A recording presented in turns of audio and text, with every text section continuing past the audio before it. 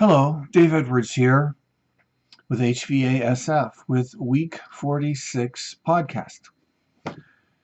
Our affirmation for this week is, I may have a setback today. This is inevitable. I learn from my setbacks and adjust my goals accordingly to get back on track. It is said that the one sure thing in life is change. I think it's equally true that for every goal we have, there will be setbacks and challenges. There's almost always pressure pushing against us. While I am much more likely to try to make a goal or to achieve a goal with some late in the game extraordinary effort, some cramming, if you will, there are times when the deficit is just not going to be overcome with the time and resources that I've allocated. I'd like to share 3 ideas that might help you achieve your goals and, if necessary, appropriately adjust them. The first functional habit is to strive to even out our efforts so that we're not cramming at the last minute. Cramming is a bad habit, and you get away with it in college, at least sometimes. In real life, this is much less effective, much less functional, and will often get us into trouble.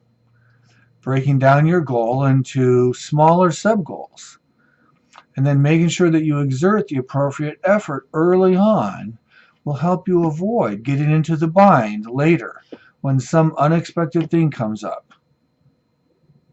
Secondly, is to be flexible if you can.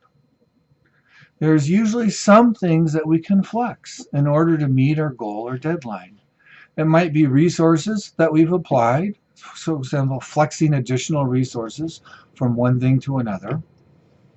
It might be a creative third alternative, so something that you hadn't really thought of before, or changing of time frames.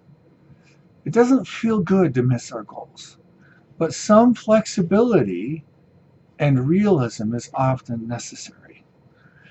Here is often where we can learn and we can do better the next time.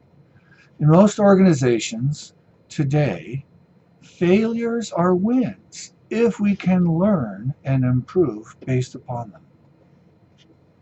Lastly, if things have changed so much, for example, the original specifications were changed dramatically, resources have just dried up, time frames have been changed, new rules or laws were passed, or any kinds of major structural things, it may be necessary to set an alternative goal beyond simply flexing.